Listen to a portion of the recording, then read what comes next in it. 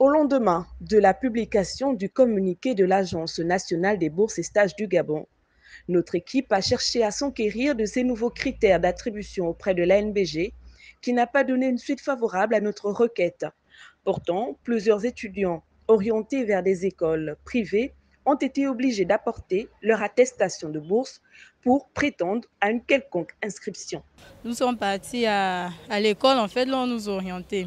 Et lorsqu'on est parti là-bas, on nous a fait faire une préinscription qu'on devait téléverser dans notre compte e-bourse.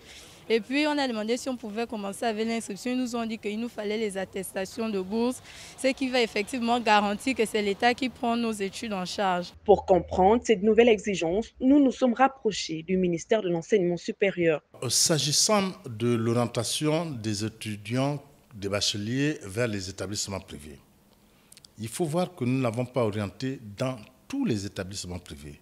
Nous avons orienté en fonction d'abord des établissements choisis par l'étudiant dans un premier critère, et deuxièmement, si le choix de l'étudiant était dans un établissement que nous avons sélectionné en fonction justement d'un certain nombre d'enjeux, de critères qui sont liés. Est-ce que c'est une filière porteuse pour le développement du pays, etc.